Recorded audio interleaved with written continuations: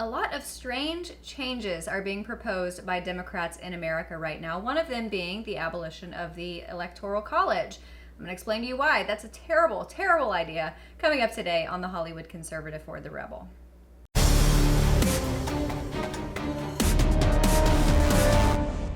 All right, this video might run a little long because I love geeking out on our founding fathers and their creation in their infinite wisdom of the Electoral College. But I promise, even if it runs long, you guys will have lots of talking points to put in your tool belt, and armed with those talking points to talk to people who believe this crazy thing about abolishing the Electoral College. Now, my first guest for today is James Madison.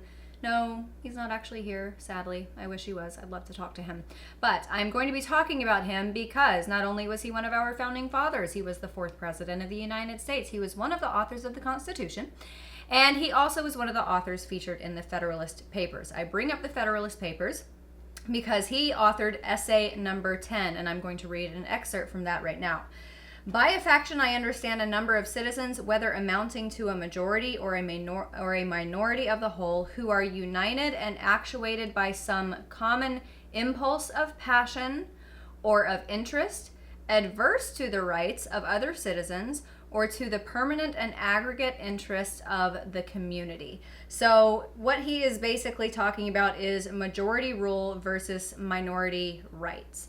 The idea is that cooler heads will prevail in a society where the impulses of the majority go through a fully proportional representative system of voting. Now, Benjamin Franklin is accredited with the phrase in a democracy, a democracy is two wolves and a sheep deciding on what to have for dinner. And although we do not actually have any proof that Benjamin Franklin said that because it's not written anywhere, it's pretty safe to say that this does fall in line and in sync with the way that our founding fathers believes. And it's a great phrase, it's a great analogy, because it basically demonstrates that in a pure democracy, the whims of the majority will determine the outcome for the entire country, which is a very, very bad thing. So I want to come to real world terms and read an excerpt from an article that's quite interesting and kind of brings things into current day terms. It's an article by a woman named Natalie Wolkover. She is a science journalist, and the title of the article is "People Aren't Smart Enough for Democracy to Flourish." And this first paragraph is just completely on point. The Democrat process relies on the assumption that citizens, the majority of them at least, can recognize the best political candidate or best policy idea when they see it. But a growing body of research has revealed an unfortunate aspect of the human psyche that would seem to disprove this notion and imply instead that democratic elections produce mediocre leadership and policies. And I want to also bring into this the idea that the Electoral College goes hand in hand with the reason why we have a bicameral Congress. So our founding fathers, again, in their intimate wisdom, they were absolutely obsessed with the idea or with the desire to limit government power. So you had people from Virginia, which was a large state, who wanted our government to be fully representative, meaning that because they live in a large state, they've got a large geographic area, they have a large population. If everything is based on proportional population, then they are going to have all the power in Washington, D.C.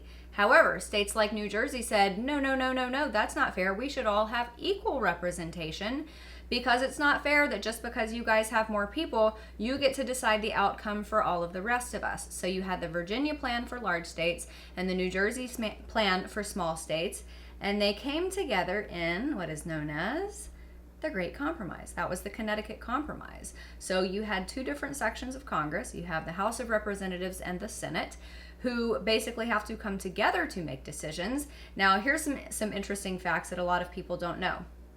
The age requirement for the Senate is 30 years old. The age requirement for the House of Representatives is 25. That is because Senate has longer terms. They are older. They are considered wiser. And the reason they have longer terms is because they wanted the Senate, in their wisdom, to be separated from the immediate and current impulses of their district and of their people. The House, on the other hand, they wanted them to actually be really aligned with and move with the current of the opinions within their district. So it was a beautiful system that they set up. And it kind of goes hand in hand with the Electoral College, because the Electoral College is kind of a combination of the two. It's not fully representative, but it's also not the same amount of representatives for each state, because take a look at Wyoming. Wyoming right now has 600,000 citizens. California has roughly 40 million, I think. So Wyoming, you look at the vast nature of that state, how much land it has, how many diverse resources it has, all of the farming and agriculture that comes out of that state. If we did everything based on popular vote and not the Electoral College, Wyoming is not going to have any say. Why does that matter? Because it's Wyoming. Because they contribute to this country in numerous ways, not only their natural resources, but the farming and agriculture that they perform within their state. So our founding fathers knew that this was going to be an issue. They knew that we had to have a way to separate the proportionate government, the representative government, and then the people who wanted to have just, a set number of representatives for each state.